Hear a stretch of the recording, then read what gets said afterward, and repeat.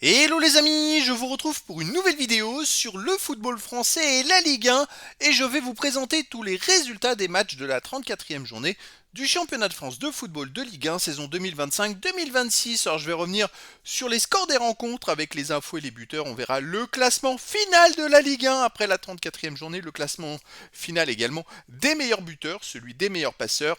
On enchaînera aussi par le classement final des équipes au nombre de buts attendus des XG pour et contre, ainsi qu'au nombre de tirs cadrés pour et contre, ce qui nous permettra un petit peu de faire un tour d'horizon de cette saison en sachant que je parle de classement final alors que le Nantes-Toulouse a été arrêté et devrait éventuellement être rejoué, même s'il n'y a plus rien, plus aucun enjeu, je dirais, en termes de classement. Donc voilà, j'ai pas plus d'infos sur ce match-là pour l'instant. Alors, tous les matchs de cette 34e journée avaient lieu ce dimanche 17 mai. Donc le Nantes 17e qui recevait Toulouse, le 10e 0-0, match arrêté suite à un envahissement du terrain.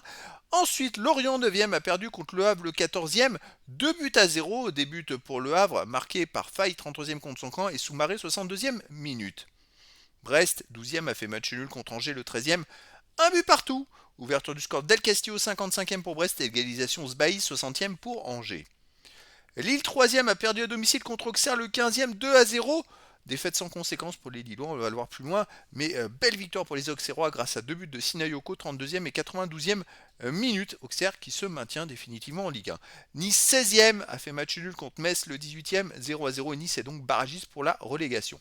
Le Paris FC 11e a encore battu le PSG premier 2-1. Je rappelle qu'il les avait déjà battus en Coupe de France, donc c'est quand même une équipe qui les a battus deux fois cette saison. Faut le faire. Ouverture du score, Barcola 50e pour le PSG, égalisation Gori 76e pour le Paris FC, deuxième but Gori 94e pour le Paris FC. Marseille 6e a battu Rennes le 5e, 3-1, ce qui leur permet de passer devant Rennes au classement avec des buts d'Eusberg 2e, Gouiri 10e pour Marseille. Ensuite, Aubameyang en deuxième mi-temps marqué à la 55e pour Marseille, réduction du score Le Paul 84e pour Rennes. Strasbourg 8e a battu Monaco le 7e, 5 buts à 4 avec un match de fou. Monaco ouvert le score par Camara 10e, égalisation Godot 34e pour Strasbourg. Deuxième but Camara 42e et troisième but Fati 46e minute dans les arrêts de jeu de la première mi-temps pour Monaco qui menait 3-1 à la mi-temps. Début de deuxième mi-temps, but de Doucouré 55e contre son camp pour Monaco qui menait 4-1 et puis renversement du score. Réduction du score Morera 58e, réduction du score Nanassi 61e pour Strasbourg, égalisation Nanassi 72e pour Strasbourg et but de la victoire de Godot 84e pour Strasbourg. Franchement, un match fantastique pour les fans et les supporters, ça va être génial à regarder. Et le dernier match, Lyon 4e a perdu à domicile contre le deuxième Lens 4-0, début de Saïd 20e, 32e, Sotoka 45e et Tovin 53e minute. Lyon a eu vraiment beaucoup de mal face aux Lensois. Ça n'a aucune incidence au classement puisque Rennes a perdu et que Lyon reste 4e. Et Lens n'avait plus rien à jouer. Petite info de stats, vous avez pu voir ma vidéo éventuellement de statistiques, c'est que Lens a cadré 4 tirs et a mis 4 buts. Voilà, tout simplement pour ça. Alors, les amis, ça fait 3 victoires à domicile, 3 nuls, 3 victoires à l'extérieur. Alors j'ai mis Nantes, Toulouse nul pour l'instant, mais bon. 11 buts à domicile, 15 à l'extérieur, 26 buts au total, 2,89 de moyenne par match, en sachant que sur les 26, il y en a eu 9, rien que dans le Strasbourg-Monaco. J'ai pas trouvé que c'était une grande journée d'un point de vue but, c'était pas folichon. On a eu mieux il y a quelques années. Alors au niveau du classement final, on a donc le PSG qui est premier avec 76 points, champion, deuxième Lens 70 points, troisième Lille 61, quatrième Lyon 60, cinquième Marseille qui dépasse Rennes avec 59, sixième Rennes 59 également, septième Monaco 54 points. Alors je rappelle que les trois premiers seront qualifiés pour la Ligue des Champions, le quatrième jouera des matchs de barrage, donc Lyon jouera des matchs de barrage, je crois qu'il a deux tours de barrage pour aller en Ligue des Champions. Ensuite Marseille et sera en Ligue Europa et Rennes en Ligue Europa ou Ligue Conférence. Ça dépendra si Lens gagne la finale de la Coupe de France. Si Lens gagne la finale de la Coupe de France, Rennes sera en Ligue Conférence et c'est en Ligue Europa et c'est Monaco qui sera en Ligue Conférence. Monaco qui est 7ème avec 54 points. Ensuite Strasbourg 8ème 53 points, 9ème Lorient 45, 10ème Toulouse 44 points. En attendant le match en retard contre Nantes, on verra. De toute façon, on aura peut-être gagné sur tapis vert, je sais pas. 11ème Paris FC 44, 12ème Brest 39, 13ème Angers 36, 14e Le Havre qui grâce à sa victoire se maintient avec 35 points, 15e Auxerre, premier non relégable avec 34 points. Quelle belle fin de saison de la part des Auxerrois qui ont réussi à sortir de la zone rouge, c'est très fort. Nice 16e et barragiste pour la relégation avec 32 points, 17e Nantes et 18e Metz avec 23 et 17 points et les deux équipes descendent en Ligue 2. Le classement des meilleurs marqueurs, premier, Le Paul, qui a encore marqué d'ailleurs à Marseille pour Rennes avec 21 buts.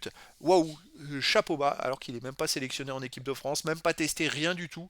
Bon, c'est un peu. Je sais qu'il progresse, mais c'est un jeune en même temps, il peut pas avoir d'historique, hein, il a pas 10 ans de carrière, donc forcément, il n'y a pas trop de repères sur avant.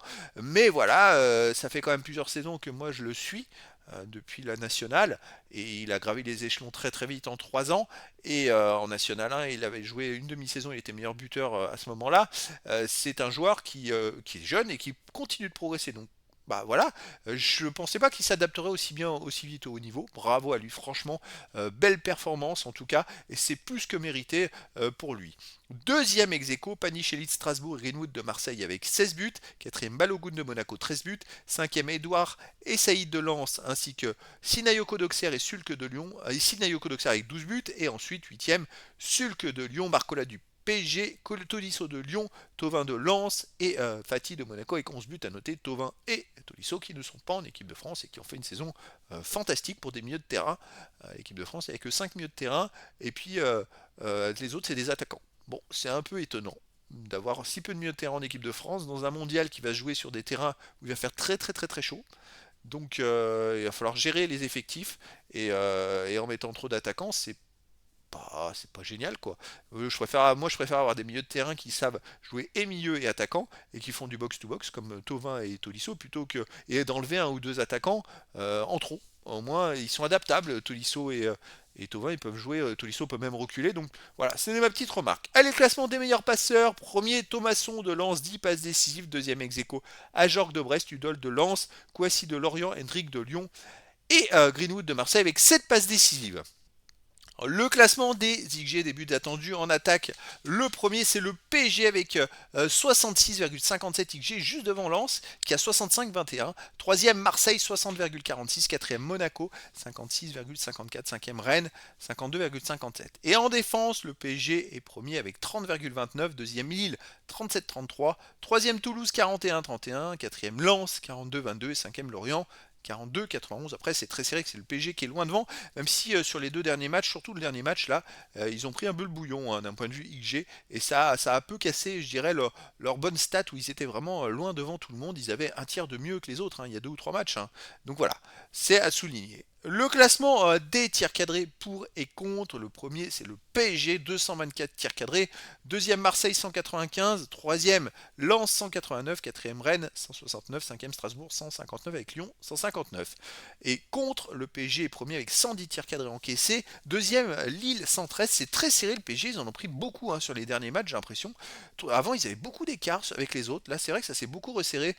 Troisième, Lens, 118. Quatrième, Toulouse, 133. Cinquième, Lorient, 134. Et après Marseille et Lyon et ainsi de suite. Donc voilà, c'est les statistiques un peu générales des équipes. Ça montre un petit peu les équipes qui ont été les plus offensives aussi. C'est plutôt sympa. Et donc voilà, les amis, c'est fini pour ce championnat de Ligue 1 2025-2026. Et donc c'était la présentation de tous les résultats à l'issue de la 34e et dernière journée du championnat de France de football de Ligue 1 saison 2025-2026. Voilà les amis, je vous dis à très bientôt pour une nouvelle vidéo.